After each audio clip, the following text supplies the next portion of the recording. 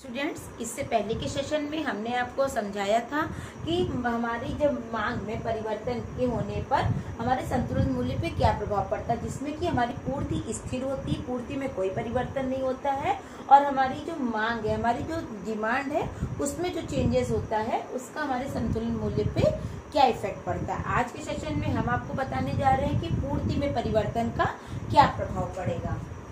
आज का टॉपिक है हमारा पॉइंट, पूर्ति में परिवर्तन का प्रभाव। ठीक है, यानी कि इसमें इस पॉइंट में हमारा जो पूर्ति है उसमें चेंजेस होगा और हमारी मांग स्थिर रहेगी। अब इसको हम लोग डायग्राम के थ्रू समझेंगे। तो हमने आपको देखिए ये डायग्राम बना रहे हैं। ओ एक्स अक्ष पर हमने वस्तु की मात्रा को दर्शाया और ओ वाई अक्ष पे हमने कीमत को, जैसा कि हमने मांग में परिवर्तन के समय में जाके रेखा चित्र बनाया था। अब इसमें आपको ये आपने बनाया डिमांड। ठीक है, ये आपने बनाया डिमांड यानी कि मांग वक्त। अब यहाँ पे आपने और ये बनाया आपने सप्लाई। ठीक, डिमांड और सप्लाई जहां एक दूसरे को काटती हैं वह बिंदु हमारा संतुलन बिंदु होता है। ये देखिए ई, ये क्यू और ओपी। तो जहां संतुलन बिंदु निर्धारित होता है वहां से हमने जो कीमत रेखा है उसमें हमारी कीमत निर्धारित हुई ओपी और हमारी वस्तु की मात्रा निर्धारित हुई ओक्यू। अब मान लीजिए इसमें क्या है कि हमारी डिमांड तो स्थिर है लेकिन हमारी पूर्ति में परिवर्तन हो जाए, तो मान लीजिए जो हमारी पूर्ति है यानी कि जो एस एस है वो बढ़ जाती है और एस एस बढ़ के मान लीजिए S1 और S1 हो रही है।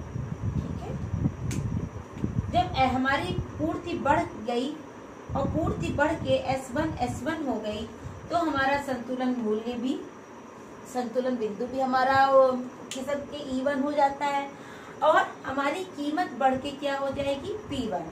ठीक है, लेकिन जब हमारी पूर्ति बढ़ती है तो पूर्ति बढ़ने से क्या हुआ, कीमत तो बढ़ गई लेकिन वस्तु की मात्रा देखिए घट गई Q1। यहाँ देखिए कि कीमत तो हमारी देखिए बढ़ गई है लेकिन हमारी वस्तु की मात्रा क्या हो गई, घट गई है। तो अगर हमारी पूर्ति बढ़ेगी तो पूर्ति बढ़ने पे क्या है कि कीमत तो बढ़ेगी लेकिन हमारी वस्तु की मात्रा में कमी आएगी। लेकिन मान लीजिए हमारी पूर्ति घट रही है। ठीक है, मान लीजिए पूर्ति घट के हमारी हो जाए S2। ठीक है, अगर पूर्ति घट के S2 हो जा रही है तो देखिए क्या एक प्रभाव पड़ेगा। अगर पूर्ति हमारी घट रही है तो पूर्ति घटने पे क्या है कि वस्तु की कीमत घटेगी लेकिन वस्तु की मात्रा देखिए बढ़ेगी। ये देखिए Q2, यहाँ देखिए वस्तु की कीमत तो घट रही है लेकिन वस्तु की मात्रा हमारी बढ़ रही है और हमारा संतुलित मूल्य है वो हमारा E2 हो गया। ठीक है, यानी कि पूर्ति में परिवर्तन पे क्या है कि हमारे मांग में कोई परिवर्तन नहीं होता, हमारी मांग स्थिर होती है और हमारी पूर्ति में परिवर्तन के साथ साथ उसकी कीमत पे विपरीत प्रभाव पड़ता है। अगर कीमत और वस्तु की मात्रा इन पे विपरीत संबंध होता है, क्योंकि अगर हमारी पूर्ति बढ़ रही है तो कीमत तो बढ़ेगी लेकिन वस्तु की मात्रा घटेगी। अगर पूर्ति घट रही है तो कीमत तो घटेगी लेकिन वस्तु की मात्रा बढ़ेगी। तो आज के सेशन में हमने आपको पूर्ति में परिवर्तन के प्रभाव को समझाया। आशा करते हैं ये रेखाचित्र आपको समझ में आया होगा। आप इसको ध्यान से देखिएगा और कोई प्रॉब्लम हो तो आप पूछ सकते हैं। धन्यवाद।